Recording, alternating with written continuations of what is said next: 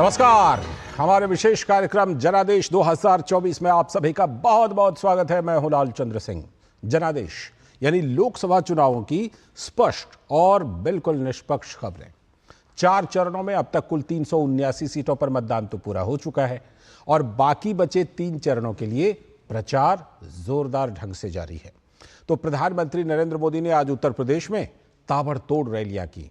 तो दिल्ली में मतदान से कुछ ही दिन पहले स्वाति मालीवाल के मुद्दे ने तूल पकड़ लिया है। तो बताएंगे कि क्या रही दिन भर की चुनावी सरगर्मियां और चुनावी हलचल।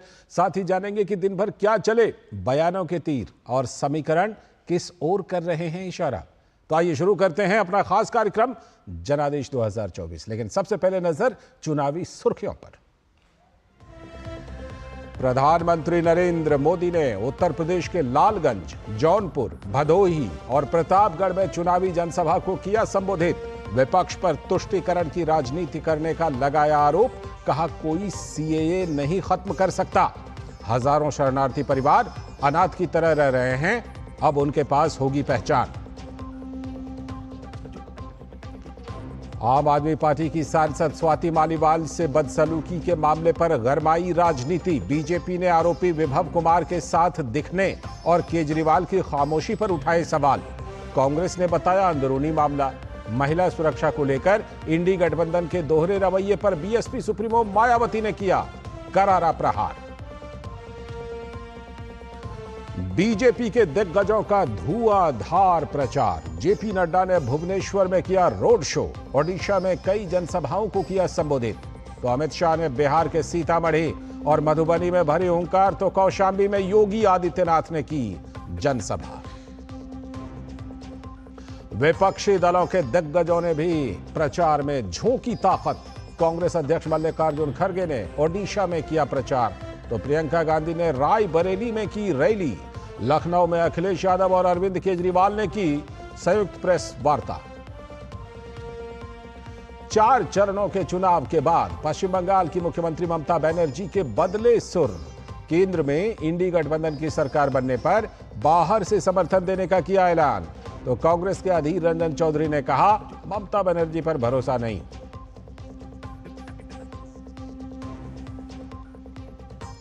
ये थी चुनावी सुर्खियां। अब देखते हैं खबरों को विस्तार से। और सबसे पहले बात प्रधानमंत्री की उत्तर प्रदेश की रैलियों की। तो लोकसभा चुनाव के बाकी बचे 3 चरणों के लिए प्रचार चरम पर पहुंच चुका है। सभी दलों के स्टार प्रचारक चुनावी समर में पूरी ताकत झोंक रहे हैं। प्रधानमंत्री नरेंद्र मोदी ने आज उत्तर प्रदेश में एक के बाद एक 4 चुनावी जनसभाओं को संबोधित किया। लालगंज, जौनपुर, भदोही और प्रतापगढ़ की रैलियों में पीएम मोदी कांग्रेस, सपा, टीएमसी और इंडी गठबंधन पर जमकर बरसे।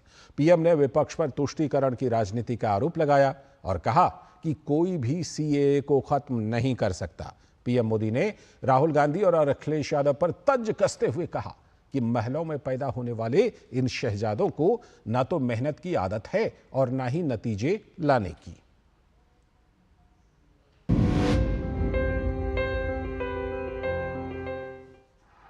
4 जून के बाद मोदी सरकार बनेगी तो आपको पता है और भी बहुत कुछ होगा। बताओ क्या होगा? बताओ। ये इंडी गठबंधन टूट करके बिखर जाएगा। खटाखट खटाखट। पराजय के बाद बलि के बकरे को खोजा जाएगा। खटाखट खटाखट। और शहजादे,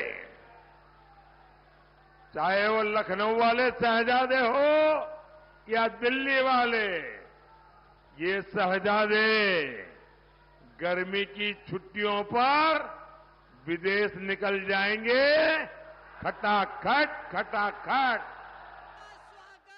प्रतापगढ़ की चुनावी रैली में प्रधानमंत्री आश्वस्त नजर आए कि 4 जून के बाद एनडीए सरकार की सत्ता में वापसी होगी और एनडीए सरकार विकास की रफ्तार को एक रोड मैप के साथ जारी रखेगी। जबकि दूसरी ओर कांग्रेस और आईएनडीआईए गठबंधन है जिसके पास कोई रोड मैप ही नहीं है। सपा कांग्रेस के शहजादों के लिए देश का विकास ऐसा है जैसे मोहल्ले में बच्चे वो गिल्ली डंडे के खेल करते हैं, ऐसे लगता है इनको। महलों में पैदा होने वाले इन शहजादों को ना मेहनत की आदत है और ना ही नतीजे लाने की। इसलिए कहते हैं देश का विकास अपने आप होगा। और कहते क्या है, विकास कैसे होगा? बोले खटाखट खटाखट। अवध और पूर्वांचल के इलाके में कुल 4 रैलियां प्रधानमंत्री ने की। इन रैलियों में मुख्य तौर पर प्रधानमंत्री ने कांग्रेस और उसके गठबंधन की तुष्टीकरण की नीतियों, वोट बैंक की राजनीति को मुद्दा बनाया। वहीं राम मंदिर सहित अनुच्छेद 370 और सीएए जैसे राष्ट्रहित और नीति के मुद्दों पर कांग्रेस द्वारा राजनीति करने पर सवाल पूछे। उन्होंने कहा कि जिस कानून की बदौलत प्रताड़ित लोगों को भारत की नागरिकता मिल रही है, उस पर भी कांग्रेस वोट बैंक के दबाव में तुष्टीकरण कर रही है। ये इंडी गठबंधन वाले कहते हैं कि मोदी ये जो सीएए लाया है ना, जिस दिन मोदी जाएगा ये सीएए भी जाएगा। भाइयों बहनों, क्या इस देश में अब कोई माई का लाल पैदा हुआ है जो सीएए को खत्म कर सके? ये देश की जनता जान गई है, देश का हर नागरिक जान गया है कि आप लोगों ने वोट बैंक की राजनीति करके, हिंदू मुसलमान को लड़ा करके और सेकुलरिज्म का ऐसा चोला पहन लिया था कि आपकी अंदर की पाप की सच्चाई बाहर नहीं आती थी। ये मोदी है जिसने आपका नकाब उतार दिया है। ये आपका नकाब, आप ढोंगी है, आप सांप्रदायिक है। आपने देश को 7 दशक तक संप्रदाय की आग में जूझने के लिए मजबूर कर दिया है। जौनपुर की जनसभा में उन्होंने कहा कि साल 2024 का लोकसभा चुनाव तुष्टीकरण बनाम संतुष्टीकरण का है। गरीब को कैसे अभाव में जीना पड़ता था। बिजली नहीं, गैस के चूल्हे का तो सवाल नहीं, राशन नहीं, अस्पताल में इलाज नहीं, नौजवान के लिए पलायन करने के सिवाय कोई चारा नहीं। और वो वहां जहां जाते थे वहां भी चैन से नहीं रह सकते थे। उनकी पीठ पीछे यहां दबंग माफिया घर और जमीन पर कब्जा कर लेते थे। जब वापिस आते तो घरों पर कोई और बैठ जाता था। भाइयों बहनों, मोदी के संतुष्टिकरण, सेटिस्फैक्शन, संतोष वाला मॉडल ने यह स्थिति बदल दी है। प्रधानमंत्री ने भदोही की रैली में सपा और तृणमूल कांग्रेस के बेमेल गठजोड़ पर कटाक्ष किए। उन्होंने जनता को विश्वास दिलाया कि देश का सामाजिक मोर्चा हो या आर्थिक, सांस्कृतिक पक्ष हो या फिर वैश्विक, एनडीए की सरकार ने बीते 10 साल में सही दिशा सभी को दी है और ये आगे भी जारी रहेगी। निशांत, शैलेंद्र, ऋषि और उर्मिलेश भट्ट के साथ ब्यूरो रिपोर्ट, डीडी न्यूज।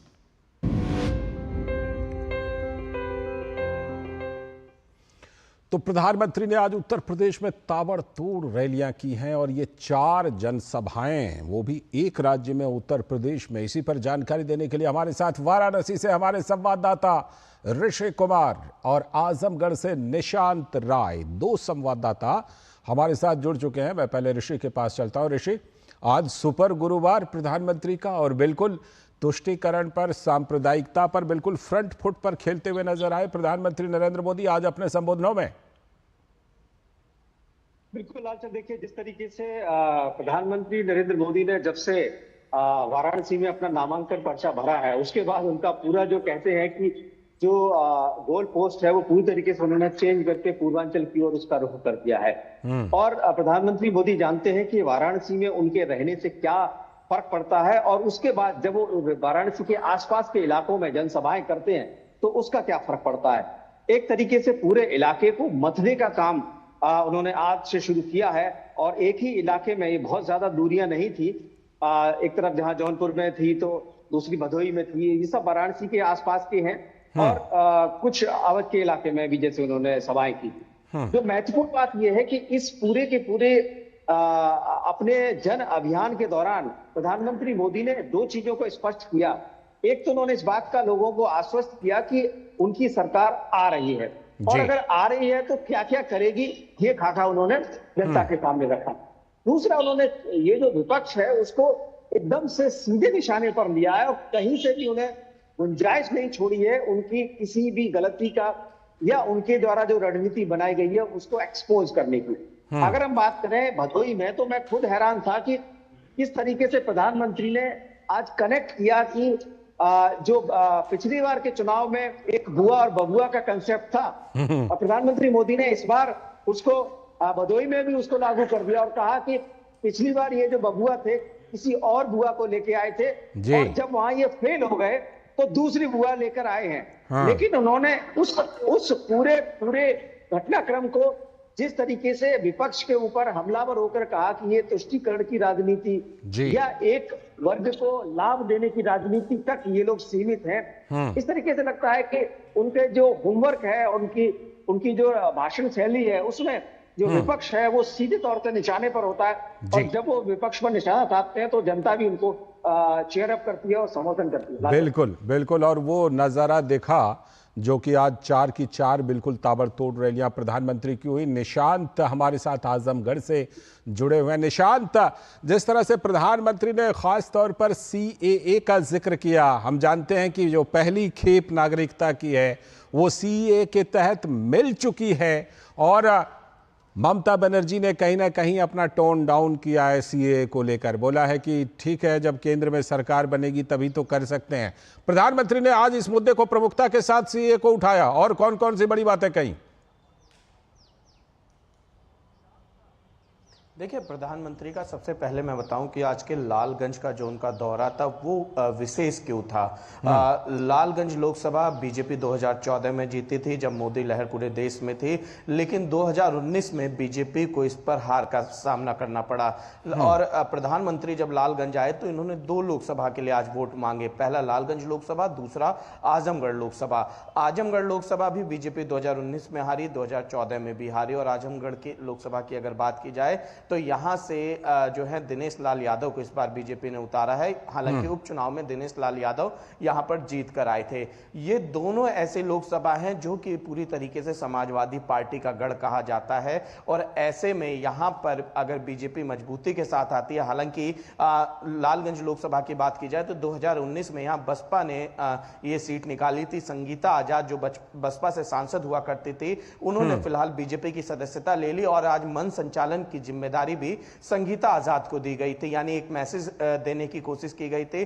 तो कुल मिला के कहा जा सकता है कि 2019 की जो चोट इन लोकसभाओं पे लगी है, प्रधानमंत्री इस बार मजबूती के साथ इन लोकसभा में जो है वो चुनाव लड़ना चाहते हैं, जिसके चलते उन्होंने आजमगढ़ को चिन्हित किया और लालगंज लोकसभा में आए। इसके अलावा अगर जौनपुर की बात करें, जैसा कि हमारे वरिष्ठ सहयोगी भी बता रहे थे, जौनपुर भी बीजेपी ने 2019 के लोकसभा चुनाव में जो है वो हारी थी और ये तीनों लोकसभा एक साथ बेहद महत्वपूर्ण हो जाती हैं और पूर्वांचल में प्रधानमंत्री ने वाराणसी में नामांकन करने के बाद से इन तीनों लोकसभा पर एक तरीके से केंद्रित किया। हालांकि अगर भदोही और प्रतापगढ़ की बात करें तो वहां से बीजेपी जीती थी और बीजेपी ने, जैसा कि जब ये लोकसभा सीटें हारी थी, इसमें गाजीपुर भी है, एक क्लस्टर बनाया था। उस क्लस्टर में तमाम बड़े केंद्रीय मंत्रियों की ड्यूटी लगाई गई थी कि हम किन किन मुद्दों पर अगर जाते हैं यहां पर जीतते हैं और केंद्र सरकार की योजना जो चल रही है इन लोकसभाओं में खासकर धरातल पर मजबूती के साथ उतारा जाए ताकि लाभार्थी जो रहे वो एक तरीके से वोटर में तब्दील हो, क्योंकि यहां जातीय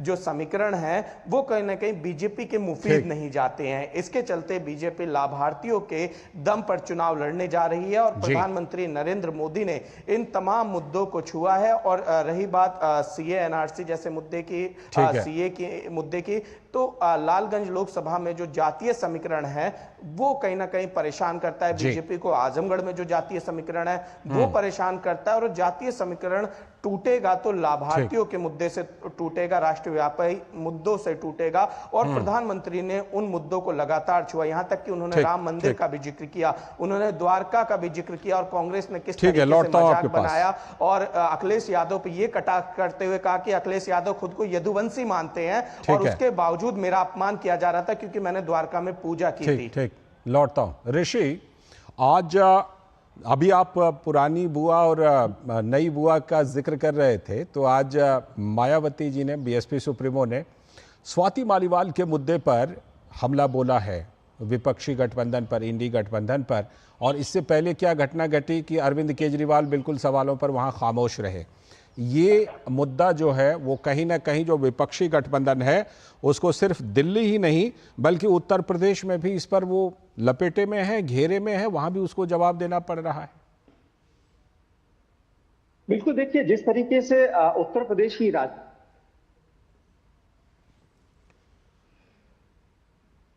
तो पार्टनर है, चाहे वो इंडिया गठबंधन के हो, चाहे टीएमसी हो या फिर आम आदमी पार्टी हो, भारतीय जनता पार्टी इस बात से समझ रही है कि इनका जो भी रणनीति है, जो भी घटनाक्रम है, उसको लेकर वो उत्तर प्रदेश की राजनीति में आ रहे हैं। अगर हम भदोही की बात करें तो टीएमसी के साथ समाजवादी पार्टी का अलायंस, और इसी वजह से ये सीट समाजवादी पार्टी ने टीएमसी को दी है, और इसी वजह से प्रधानमंत्री मोदी ने यहाँ पर सीधे सीधे टीएमसी पर हमलावर हुए। दूसरी तरफ जैसे आपने मायावती का जिक्र किया, तो मायावती भी समझ रही है कि अब जो मुद्दे हैं, अब जैसे कि निशांत भी बता रहे थे कि पिछली बार उन्होंने जिन जिन इलाकों से सीटें जीती थी, अब वो उनके हाथ से, उन्हें लगता है कि इस पर अगर उन्होंने कुछ खास नहीं किया तो मुश्किल हो सकती है। तो ऐसे में वो हमलावर हो रही है उससे जिनके साथ उनका कंस्टिट्यूएंसी शेयर होता है, यानी कि जो INDIA गठबंधन है, उनको लगता है कि इनसे मुकाबला करेंगे तो अपने वोट बैंक को बचा पाने में कामयाब होंगे। इसी वजह से आम आदमी पार्टी की स्वाति मालीवाल, जो कि महिला मुद्दे पर वैसे मायावती हमेशा बोलती रही है, इस पर भी वो शामिल हुई, और इस पर जो हमलावर होना निश्चित तौर से जो गठबंधन है उसके लिए चिंता का सबब है, क्योंकि मायावती अब सीधे तौर पर उनके सामने है। बिल्कुल बिल्कुल। निशांत और ऋषि, आप दोनों का बहुत बहुत शुक्रिया। ऋषि हमारे साथ जुड़े हुए थे वाराणसी से, निशांत हमारे साथ जुड़े हुए थे आजमगढ़ से। बहुत बहुत शुक्रिया आप दोनों का जनादेश में जुड़ने के लिए और अपडेट देने के लिए और विश्लेषण करने के लिए। बहुत बहुत शुक्रिया। अभी वक्त है जनादेश में एक ब्रेक का, और ब्रेक के बाद जब लौटेंगे तब बात करेंगे कि जिस बात का अभी हम जिक्र कर रहे थे, स्वाति मालीवाल वाला जो मुद्दा है, उसको लेकर आम आदमी पार्टी किस तरह से खामोश है, सवालों का जवाब देने से बच रही है। इस पर करेंगे जनादेश में बात। बने रहिए DD न्यूज के साथ।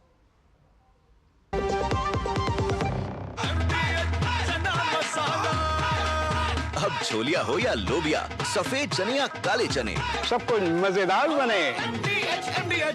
जारी रहेगी भ्रष्टाचार के खिलाफ जीरो टॉलरेंस की नीति। ये है मोदी की गारंटी। मेरे पापा का लाखों का हेल्थ इंश्योरेंस क्लेम पूरा रिजेक्ट हो गया। फिर मुझे पॉलिसी बाजार के क्लेम समाधान दिवस के बारे में पता लगा, जिसमें हेल्थ इंश्योरेंस कंपनी ने क्लेम रिव्यू करके अप्रूव कर दिया और क्लेम का सारा पैसा हमारे अकाउंट में आ गया। पॉलिसी बाजार पे 1 करोड़ का हेल्थ इंश्योरेंस सिर्फ 390 रुपए महीने से शुरू। आज दही बड़ा खाने का मन है। वाह क्या स्वाद! असली स्वाद तो MDH दही बड़ा रायता मसाले से ही आता है। यकीन है खुद पर है नाज। सुनती हूँ अपने मन की आवाज। कभी शर्मीली तो कभी हूँ जाबाज। रुकना मेरी आदत नहीं, थमना मेरी चाहत नहीं। मैं हूँ नारी, यही मेरा अंदाज। हर जिम्मेदारी मैं बखूबी निभाती हूँ। वोट दे प्राउड वोटर कहलाऊंगी। पूरे देश संग चुनाव का पर्व मनाऊंगी। जिन्होंने यूज किया है वो जानते हैं असली हींग का स्वाद। MDH सुपर हींग, शुद्धता का असली तड़का। MDH। स्वागत है ब्रेक के बाद। आप देख रहे हैं DD न्यूज पर जनादेश 2024। और जैसा कि ब्रेक पर जाने से पहले हमने बताया था, बात करेंगे स्वाति मालीवाल वाले मुद्दे की। तिहाड़ जेल से रिहा होने के बाद दिल्ली के मुख्यमंत्री अरविंद केजरीवाल को आम आदमी पार्टी के लिए चुनाव अभियान तेज करते हुए तो देखा गया, लेकिन इस बीच उनके सहयोगी विभव कुमार द्वारा आप की राज्यसभा सांसद और दिल्ली महिला आयोग की पूर्व अध्यक्ष स्वाति मालीवाल के साथ मारपीट के मामले ने तूल पकड़ लिया है। तो बीजेपी लगातार आम आदमी पार्टी और केजरीवाल पर हमलावर है और कांग्रेस और सपा समेत इंडी गठबंधन के दल इस मामले पर बड़ी सधी हुई प्रतिक्रिया दे रहे हैं, जबकि बीएसपी प्रमुख मायावती ने, जैसा हमने बताया, इस मामले में इंडी गठबंधन के दोहरे रवैये पर सवाल उठाए हैं।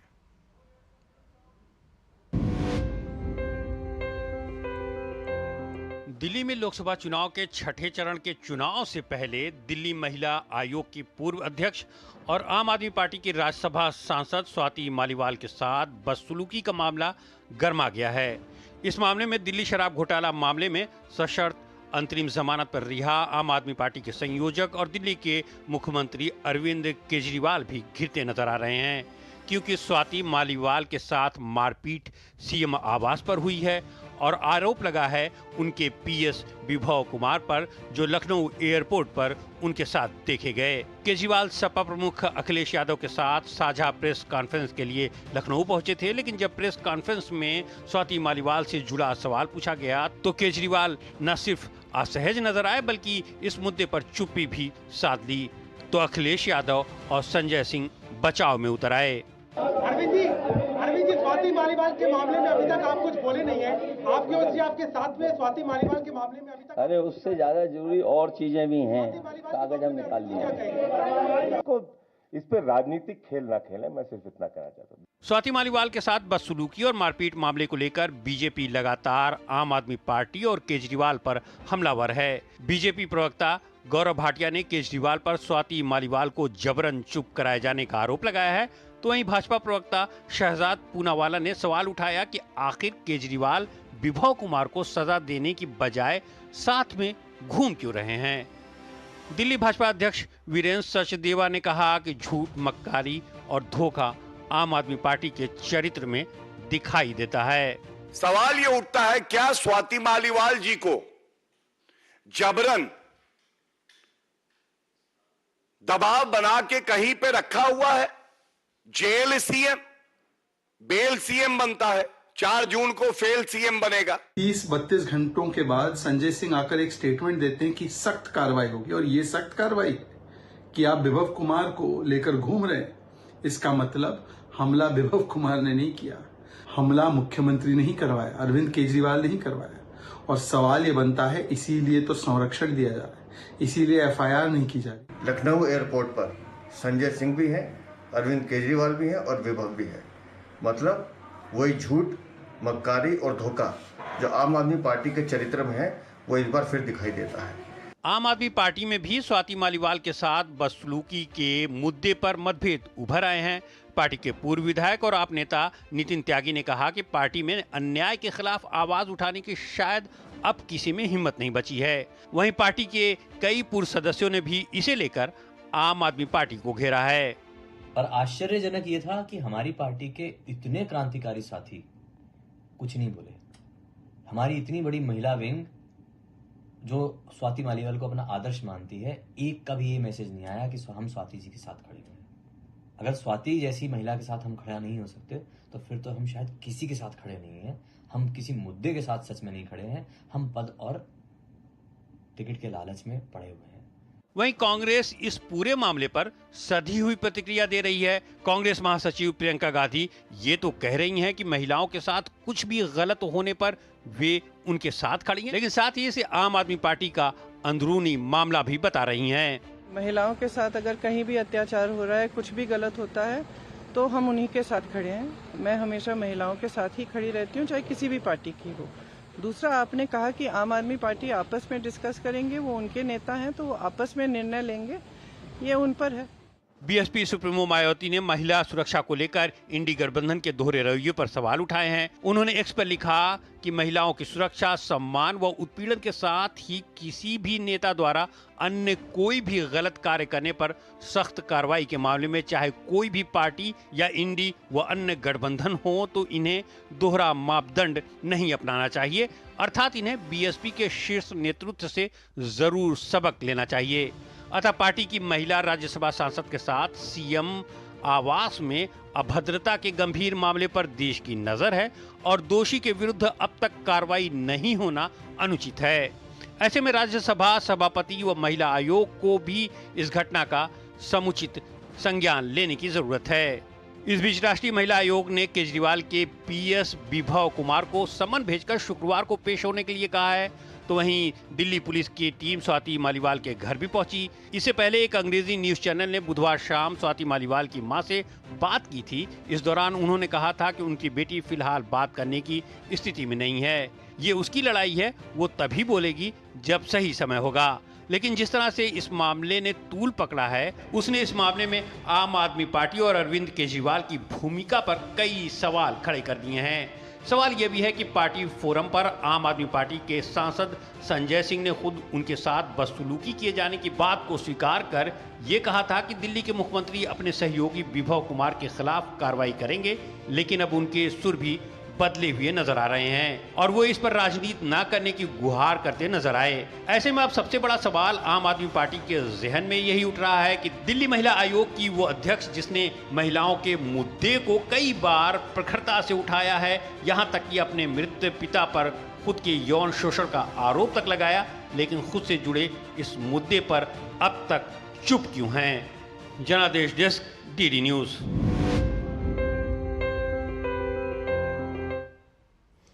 तो आम आदमी पार्टी की चुप्पी पर सवाल उठ रहे हैं, लीपापोती के आरोप लग रहे हैं और बीजेपी हमलावर है और अब तो बसपा सुप्रीमो मायावती ने भी इस मामले पर हमला कर दिया है। वक्त है अभी एक ब्रेक का। ब्रेक के बाद जब लौटेंगे तो बात करेंगे कि ममता बनर्जी ने क्या कुछ नया बयान दिया है। बने रहिए डीडी न्यूज के साथ। MDH का किचन किंग किचन में हो तो हम सब कुछ बना सकते हैं। बैंगन का भरता, आलू गोभी, भिंडी मसाला और भी बहुत कुछ। MDH। अच्छी चीजों में समय लगता है, खूबसूरती निखारने में वक्त लगता है। ब्यूटीफुल डिजाइन्स टेक टाइम, लेकिन KYC अपडेट मिनटों में। KYC अपडेट अब आप घर बैठे बैठे भी कर सकते हैं। Registered email, registered mobile number, online banking से, आधार, OTP बेस्ड eKYC से या फिर वीडियो KYC से। यहाँ तक कि अकाउंट भी घर बैठे बैठे खोला जा सकता है। RBI कहता है, इन्हीं से सुनिए, जानकार बनिए, सतर्क रहिए। पाव भाजी को फेवरेट बनाता है MDH पाव भाजी मसाला। MDH पाव भाजी मसाला। MDH बनाए पाव भाजी लाजवाब। MDH। बात जब पीढ़ियों के लिए बनने वाले घर की हो तो जिम्मेदारी बड़ी हो जाती है। गैलेंट समझता है ये जिम्मेदारी। अब डबल M रिब्स के साथ गैलेंट एडवांस TMT रीबार, निर्माण का रियल हीरो। जारी रहेगी भ्रष्टाचार के खिलाफ जीरो टॉलरेंस की नीति। ये है मोदी की गारंटी। आधे बाउल दही में 4 चम्मच MDH चटनी पुदीना मसाला डाला, स्टर करो, पुदीना चटनी तैयार। MDH चटनी पुदीना मसाला।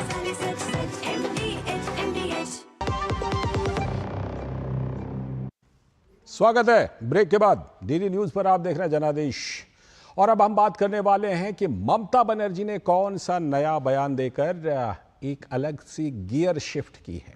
लोकसभा चुनाव के 5वें चरण के मतदान से पहले पश्चिम बंगाल की मुख्यमंत्री ममता बनर्जी के सुर बदले हुए नजर आ रहे हैं। पश्चिम बंगाल में ममता बनर्जी ने पहले तो इंडी गठबंधन से नाता तोड़ लिया था, लेकिन अब कह रही हैं कि अगर इंडी गठबंधन सरकार बनाने की स्थिति में आती है तो वो बाहर से समर्थन देंगी। वोट बैंक के बंटवारे से परेशान ममता ने शायद ये गुगली फेंकी हो, लेकिन कांग्रेस के अधीर रंजन चौधरी अब भी ममता बनर्जी पर भरोसा करने के लिए तैयार नहीं है।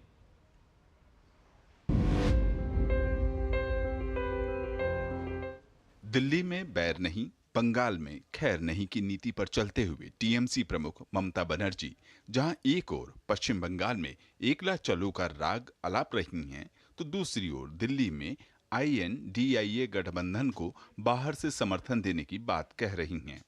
अब जब 7 में से 4 चरण का मतदान पूरा हो चुका है और पश्चिम बंगाल की 42 में से 18 सीटों के लिए वोट डाले जा चुके हैं, तो ममता बनर्जी के इस बयान के सियासी मायने तलाशे जाने लगे हैं। ममता बनर्जी ने ये भी कहा कि लेफ्ट कांग्रेस पर विचार न करें, बंगाल में ये हमारे साथ नहीं है, ये बीजेपी के साथ हैं। ও দুটো আমাদের সাথে নেই, ও দুটো বিজেপির সাথে আছে। আমি দিল্লির কথা বলছি।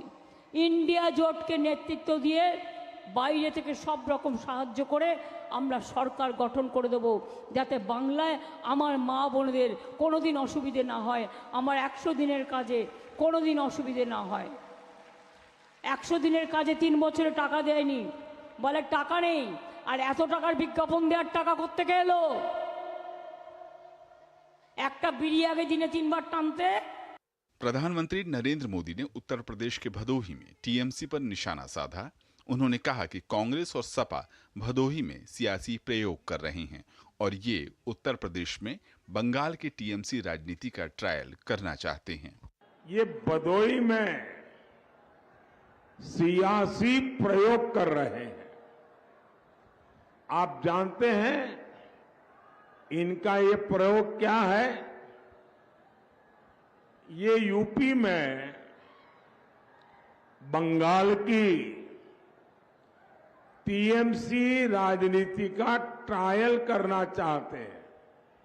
टीएमसी राजनीति यानी तुष्टीकरण का जहरीला तीर। टीएमसी राजनीति यानी रामनवमी मनाने पर प्रतिबंध लगाना। टीएमसी राजनीति यानी बांग्लादेशी घुसपैठियों को संरक्षण देना। उधर कांग्रेस नेता अधीर रंजन चौधरी ने कहा कि उन्हें ममता बनर्जी पर भरोसा नहीं है।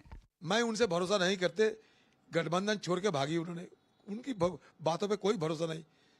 अगर बीजेपी की तरफ ज्यादा भारी रहे तो वो उस तरफ भी जा सकते। गठबंधन तोड़ने वाली ममता बनर्जी सबने देखा है, और दुहाई देने की चलते कांग्रेस पार्टी को हिंदुस्तान में खत्म करने की बात कर रहे थे कि कांग्रेस 40 से ज्यादा सीट मिलेगा ही नहीं, कांग्रेस खत्म हो चुके हैं। अभी दुहाई देना शुरू कर दी। इसका मतलब ये कि कांग्रेस पार्टी और दूसरे गठबंधन जो है, कांग्रेस पार्टी के साथ दूसरे जो गठबंधन है वो सत्ता पे आ रहे हैं। वहीं ममता बनर्जी के बयान पर बीजेपी ने भी तंज कसा है। राजनीतिक विश्लेषकों का मानना है कि ममता बनर्जी के बदले हुए सुर का मतलब एंटी बीजेपी वोटर्स को यह संदेश देना है कि पश्चिम बंगाल में बीजेपी को रोकना है तो टीएमसी ही एकमात्र विकल्प है। ममता के इस बयान के पीछे 2019 चुनाव के आंकड़े भी वजह बताए जा रहे हैं। पिछले आम चुनाव में पश्चिम बंगाल की 42 में से 18 सीटों पर जीत हार का अंतर काफी कम रहा था। क्लोज कॉन्टेस्ट वाली 18 में से 2 सीटों पर कांग्रेस को जीत मिली थी और बाकी 16 में से 8 सीटें टीएमसी और बीजेपी ने जीती थीं। क्लोज कॉन्टेस्ट वाली इन सीटों पर 3 से 4% वोट स्विंग भी नतीजे बदल सकते हैं। Bureau report, DD news.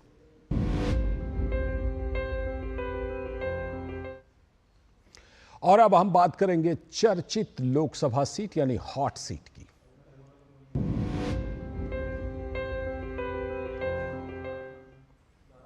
और हॉट सीट में आज बात रामनगरी अयोध्या के संसदीय क्षेत्र फैजाबाद की। फैजाबाद संसदीय क्षेत्र का मुकाबला रोचक स्थिति में पहुंच चुका है। भाजपा ने फैजाबाद लोकसभा सीट से फिर से लल्लू सिंह पर भरोसा जताया है, तो वहीं सपा के अवधेश प्रसाद और बीएसपी के सच्चिदानंद पांडेय भी चुनावी मैदान में हैं। भाजपा के उम्मीदवार लल्लू सिंह अगर इस चुनाव में जीतते हैं तो जीत की उनकी ये हैट्रिक बन जाएगी। ये खास इसलिए होगा क्योंकि इस सीट से अब तक कोई भी प्रत्याशी हैट्रिक नहीं लगा सका है। तो क्या है फैजाबाद सीट का मिजाज, देखते हैं अपने संवाददाता शैलेंद्र मिश्र की इस रिपोर्ट में।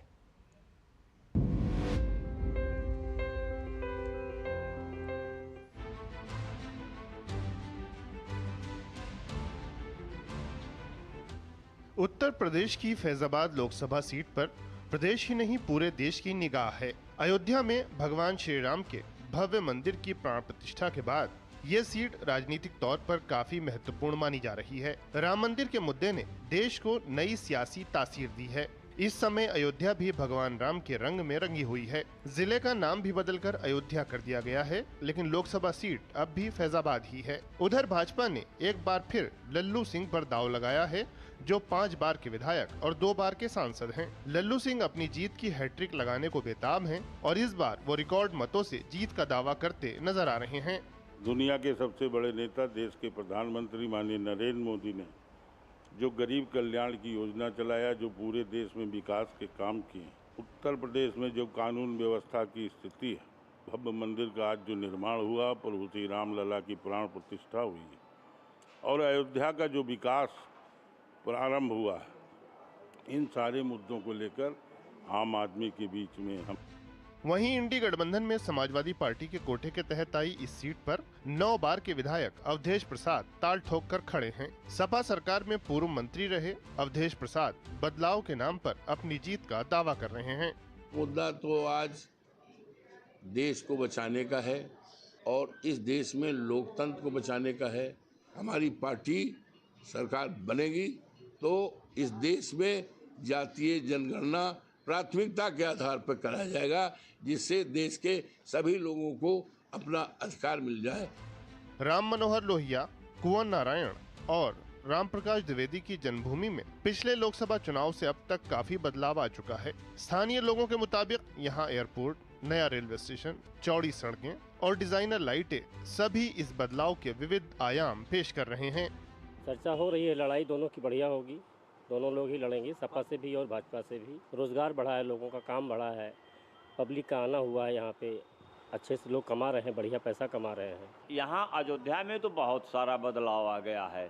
यहाँ पर सड़कें अच्छी हो गई हैं, जो है आने जाने के साधन अच्छे हो गए हैं, रुकने के साधन अच्छे हो गए हैं और पानी की व्यवस्था बढ़िया हो गई है, तरह तरह के नाश्ता भोजन की व्यवस्था अच्छी है। यहाँ कोई दिक्कत इस समय नहीं है। सड़क जहाँ भी आप जाइएगा, अभी जिस रास्ते से आप आए होंगे, मैं विश्वास दिलाता हूँ कि आपके पेट का पानी नहीं हिला होगा। यही चीज़ आपको यहाँ तक आने के लिए सोचना पड़ता था। बता दें कि फैजाबाद लोकसभा क्षेत्र के अंतर्गत 5 विधानसभा सीटें आती हैं, जिनमें दरियाबाद, बीकापुर, रुदौली, अयोध्या और मिल्कीपुर शामिल हैं। मिल्कीपुर सीट के अलावा 4 अन्य सीटों पर भाजपा का कब्जा है। अब बात करें इस सीट के लोकसभा इतिहास की, तो 1957 से लेकर 1971 तक इस सीट पर कांग्रेस का दबदबा रहा। इमरजेंसी के बाद पहली बार यहां हवा का रुख बदला और 1977 में जनता पार्टी के अनंत राम जायसवाल ने जीत हासिल की। हालांकि 1980 में एक बार फिर कांग्रेस ने वापसी की और जयराम वर्मा सांसद चुने गए। वहीं 1984 के चुनाव में भी कांग्रेस के निर्मल खत्री ने चुनाव जीता।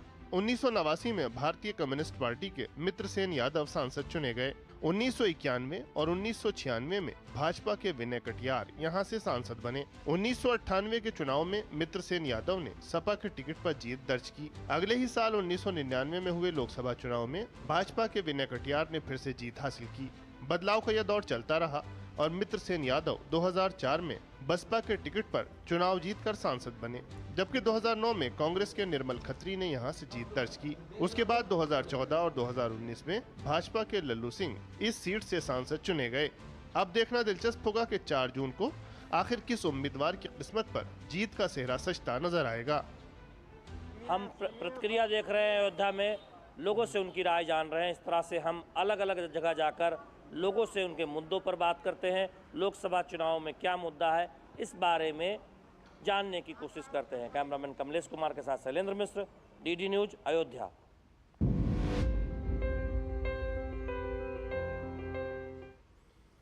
तो फैजाबाद हॉट सीट से ये आपने रिपोर्ट देखी हमारे संवाददाता शैलेंद्र मिश्र की। वो अपनी रिपोर्ट में बहुत कुछ बता चुके हैं, लेकिन और भी बहुत कुछ इसमें जोड़ने के लिए जुड़ चुके हैं खुद शैलेंद्र हमारे साथ अयोध्या से। शैलेंद्र, फैजाबाद की सीट है लेकिन अयोध्या नगरी की सीट है और इस बार बड़ी कई जगहों पर यह सुनाई देता है कि जो राम को लाए हैं उसको हम लाएंगे।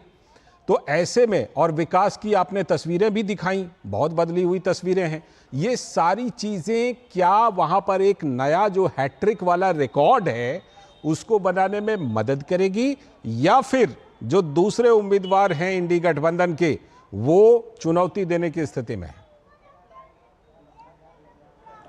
देखिए, इसमें कहीं कोई संदेह नहीं कि रामलला की प्राण प्रतिष्ठा और उसके बाद हमने देखा है कि अयोध्या में जो अभूतपूर्व बदलाव विकास के मामले पे देखने को मिला है, उसकी चर्चा केवल अयोध्या में नहीं बल्कि पूरे देश और दुनिया में हो रही है। और दुनिया के सबसे बड़े धार्मिक केंद्र के तौर पर अयोध्या उभर रहा है। तमाम संकेतक हैं, जो प्रतिदिन जो यात्री आते हैं, प्रतिदिन जो पर्यटक आते हैं। लेकिन आप देखें, पूरी फैजाबाद लोकसभा में इस बार चर्चा, भले ही फैजाबाद अभी लोकसभा सीट का नाम हो, अयोध्या में हो रहे विकास की है, रामलला के प्राण प्रतिष्ठा की है। यही वजह है कि जैसा कभी नहीं हुआ कि तिकड़ी कोई सांसद लगातार, कोई उम्मीदवार लगातार 3 बार जो फैजाबाद सीट से जीता नहीं है। 2 बार विनय कटियार जीते, फिर हार गए थे, फिर हालांकि बाद में जीते, मत्स्य यादव जीते, उसके बाद हार गए, तमाम निर्मल खत्री जीते, हार गए, सपा बसपा कांग्रेस सभी से यहाँ पर उम्मीदवार जीतते रहे। लेकिन 2014 और 19 से लल्लू सिंह, जो बहुत एक तरह से देखें लंबे समय से यहाँ के राजनीति करते रहे हैं, अयोध्या की शहर सीट से विधायक 5 बार रहे, 2 बार से सांसद हैं, वो इस बात को लेकर आश्वस्त हैं कि उनकी जीत की तिकड़ी लगने वाली है। चूँकि अयोध्या से एक संदेश तमाम अयोध्यावासी देने वाले हैं अयोध्या के विकास को लेकर। यही वजह है जब हमने उनसे बातचीत की तो बहुत निश्चिंत नजर आ रहे थे। एक तरह से देखें, कह रहे थे कि प्रधानमंत्री नरेंद्र मोदी की जो लोकप्रियता है और अयोध्या में जो खास तौर पर काम हुआ है, उससे उन्हें जीत की तिकड़ी लगाने में कोई दिक्कत होने वाली नहीं है। वहीं अवधेश प्रसाद बहुत कद्दावर नेता के तौर पर जाने जाते हैं, समाजवादी पार्टी के पूर्व मंत्री रहे हैं, आप देखें कई बार वो विधायक रहे हैं। उनका एक समीकरण है, वो सोचते हैं कि जो पीडीए का जो नारा लेकर समाजवादी पार्टी इन चुनावों में हम देख रहे हैं, तो उसके सहारे है। अब कितना उनको साथ मिलेगा, कितनी वो चुनौती दे पाएंगे, क्योंकि अयोध्या में विकास को लेकर केवल एक ही चर्चा है।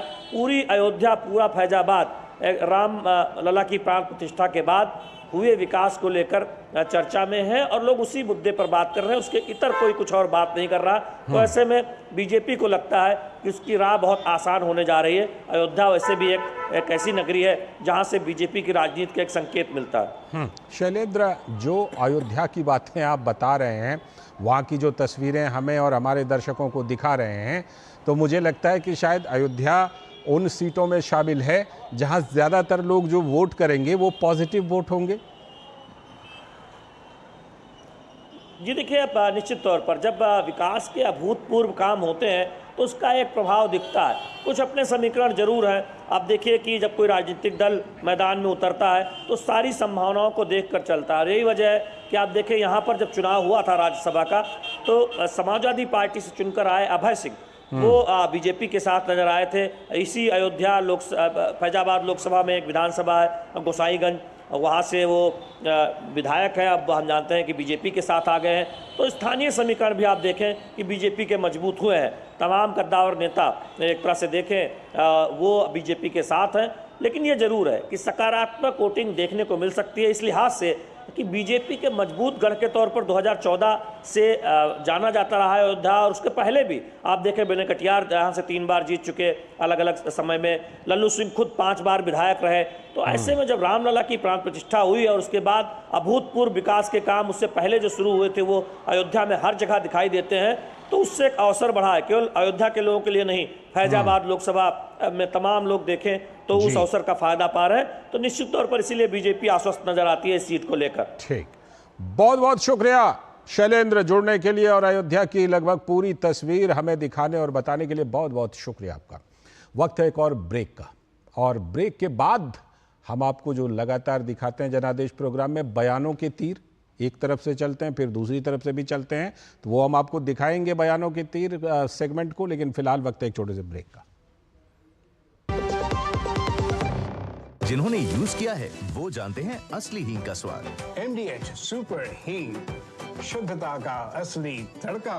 MDH delivery boy has picked your order. अरे भाई, पता है भूख लगी है। 30 मिनट का मैसेज नोटिफिकेशन आया था ना। मैसेज के सारे थोड़ी बैठ सकते हैं। कल आपने कुछ शेयर्स बेचे थे ना? हाँ, तो चेक किया? मैसेज आया तो था। सिर्फ मैसेज काफी नहीं है। आप शेयर मार्केट में कोई भी ट्रांजैक्शन करते हैं ना, तो स्टॉक एक्सचेंज से आए SMS या ईमेल को अपने डीमैट अकाउंट और बैंक स्टेटमेंट के साथ भी टैली कीजिए। बेटा, भूख में ना दिमाग बंद हो जाता है।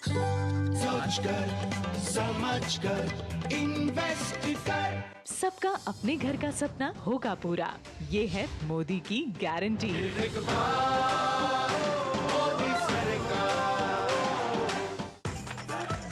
मैं क्या जी, सब जानते हैं, जहां दिखे मारियो, अपना समझ के खा लियो। काफी टैलेंटेड है आपकी बेटी। सर बड़ी होकर इंडिया के लिए खेलना चाहती है। उसके फ्यूचर के लिए अभी से मैंने सेविंग भी स्टार्ट कर दी है। फ्यूचर की बात है तो सिर्फ उसे नहीं, आपको भी मैदान में उतरना पड़ेगा। मुझे? इनका मतलब है म्यूचुअल फंड्स के मैदान में। सिर्फ सेविंग्स नहीं, हर महीने म्यूचुअल फंड्स में भी इन्वेस्ट कीजिए। वरना आपकी बेटी तो बड़ी होगी, पर उसके लिए सेव किए हुए पैसे शायद उतने ही रह जाएंगे। सही है सर। म्यूचुअल फंड निवेश बाजार जोखिमों के अधीन है। योजना से जुड़े सभी दस्तावेजों को ध्यान से पढ़ें। Curiosity can take you to some out of the world places. Took me to the moon today. Curious about this place? Scan this QR code before I take it off with my Seat tires.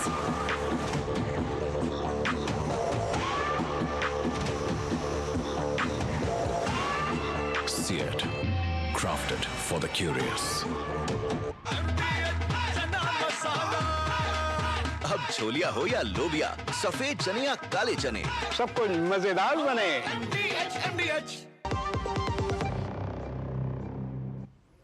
स्वागत है। Break के बाद आप देख रहे हैं जनादेश। अब बात बयानों के तीर की। दिल्ली के मुख्यमंत्री अरविंद केजरीवाल जेल से अंतरिम जमानत मिलने के बाद बार बार भाजपा द्वारा आने वाले दिनों में योगी आदित्यनाथ को मुख्यमंत्री पद से हटाए जाने की बात कह रहे हैं।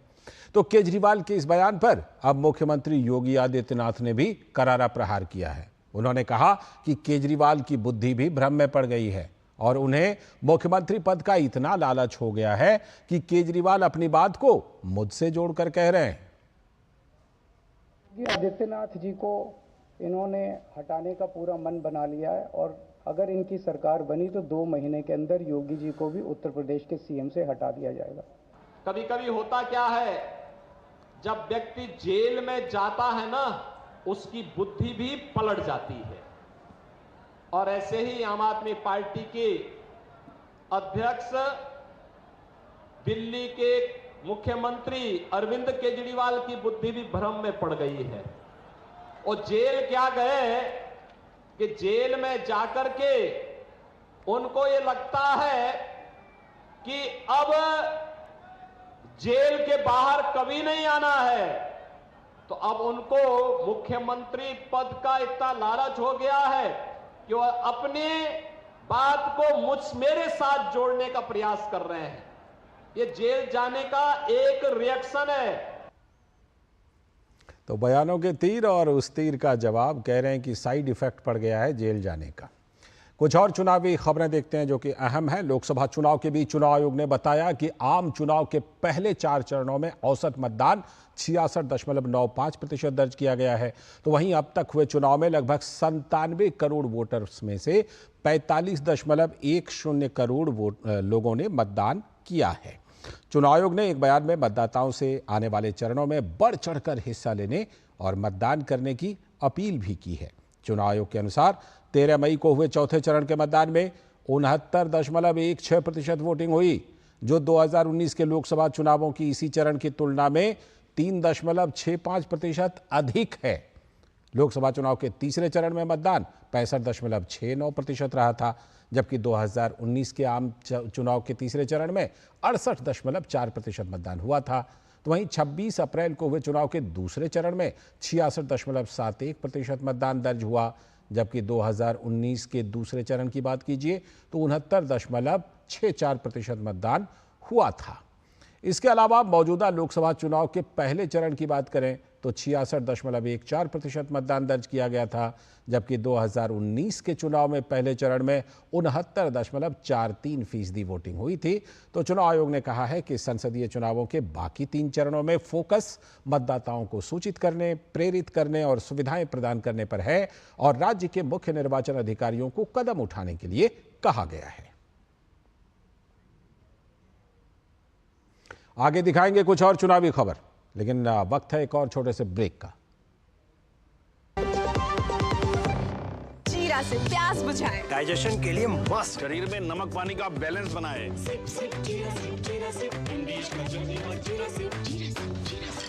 सर, आप किस एज में रिटायर हुए थे? 40। 39। सोच रहा था काश मेरी भी रिटायर्ड लाइफ आप जैसी हो। उसके लिए मैदान में उतरना पड़ेगा। उतरूंगा ना सर। अरे भाई यहाँ नहीं, म्यूचुअल फंड्स के मैदान में।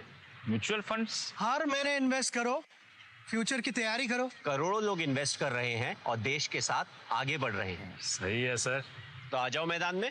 म्यूचुअल फंड निवेश बाजार जोखिमों के अधीन है। योजना से जुड़े सभी दस्तावेजों को ध्यान से पढ़ें। तेरी होने वाली मदर इन लॉ कुछ ज्यादा ही ट्रेडिशनल है। ट्रेडिशनल लोग ज्यादा इमोशनल होते हैं। तो भाई साहब अब कोई किसी की लाइफ में आग नहीं लगा पाएगा। समर कूल जो हर दिल करे कबूल। मैं क्या जी सब जानते हैं, जहां दिखे मारियो, अपना समझ के खा लियो। स्वाद से सबको दीवाना कर दे, दीवाना कर दे। पता का चाय, गजब का स्वाद। अगर छोले बने तो गोल्डी छोले मसाले, जहाँ जाए रिश्ते बनाए। जहाँ जाए रिश्ते बनाए, गोल्डी मसाले। 5 साल तक मुफ्त राशन मोदी की गारंटी। मोदी देश के लिए, मोदी देश के लिए, मोदी देश के लिए। फिर एक बार मोदी सरकार, कमल का बटन दबाएं, भाजपा को जिताएं।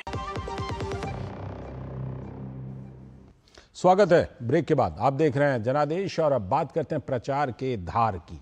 एनडीए के नेताओं की तरह ही इंडी गठबंधन के नेताओं का भी प्रचार जारी है। देश के विभिन्न राज्यों में अलग अलग पार्टियों के नेताओं ने जनता के बीच पहुंचकर समर्थन मांगा। तो कैसा रहा विपक्षी इंडी गठबंधन के नेताओं का प्रचार, देखते हैं इस रिपोर्ट में।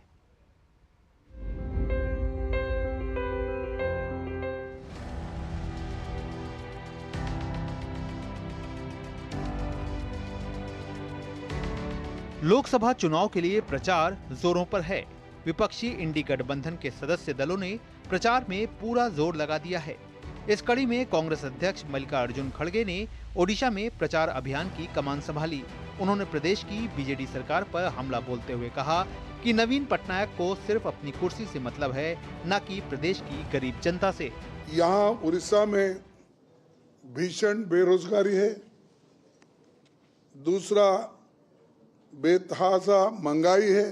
खास करके ये चिटफंड और खनन घोटाले के कारण उड़ीसा सरकार की पहचान एक भ्रष्ट सरकार के रूप में है। बीजेडी को पहले वक्त जो हमने एक यहाँ के लोगों ने जो चांस दिया, शायद अब इस बार लोग देने वाले नहीं हैं। वहीं राहुल गांधी के रायबरेली से चुनाव लड़ने की घोषणा के बाद कांग्रेस महासचिव प्रियंका गांधी वाड्रा वहां पर लगातार प्रचार अभियान में व्यस्त हैं। उन्होंने इलाके में विभिन्न जनसभाओं को संबोधित करते हुए भाजपा को निशाने पर लेते हुए कहा कि भाजपा के 10 साल के शासन में देश में महंगाई और बेरोजगारी अपने चरम पर पहुंच गई है। हमारे न्याय पत्र में लिखा है, ये गारंटी है कि स्नातक पास बच्चों के लिए सरकार को पहली नौकरी देनी पड़ेगी और 1 लाख रुपए सालाना न्यूनतम आप कमाएंगे।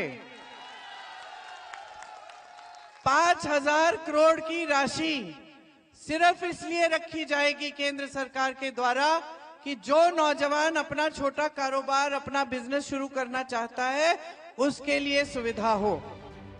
इस बीच सपा प्रमुख अखिलेश यादव के साथ आम आदमी पार्टी के प्रमुख अरविंद केजरीवाल ने प्रेस वार्ता की। अखिलेश यादव ने इस दौरान कहा कि पिछले 4 चरणों में भाजपा पस्त नजर आ रही है और इंडी गठबंधन को जनता का भरपूर साथ मिल रहा है। दूसरी तरफ केजरीवाल ने कहा कि भाजपा को लेकर लोगों में निराशा का माहौल है और देश में इंडी गठबंधन की सरकार बन रही है।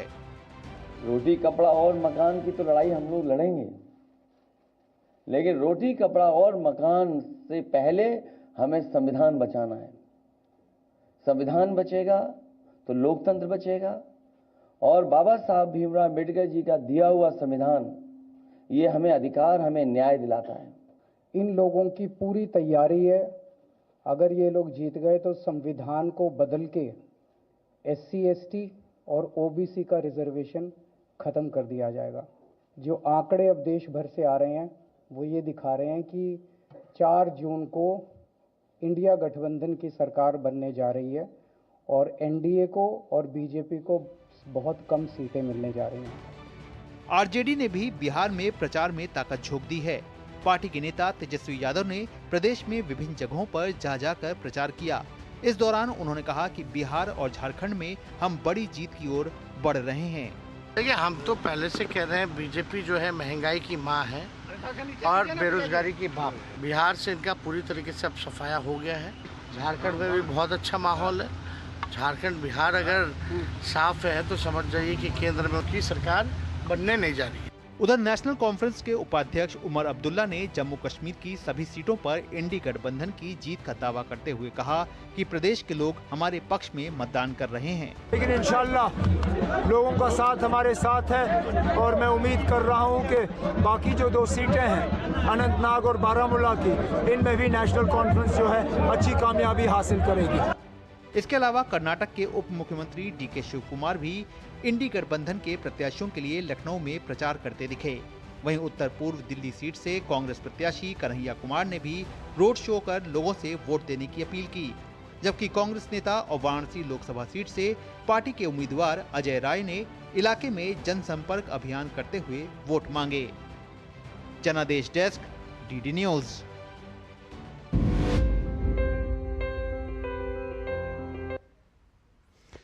तो जनादेश में आज के लिए इतना ही, लेकिन हम हर रोज आपके लिए लेकर लाते रहेंगे इसी तरह से चुनावी खबरों से सजा हुआ ये जनादेश। फिलहाल इस अंक में इतना ही। आगे देखिए संग्राम के सेनापति। नमस्कार।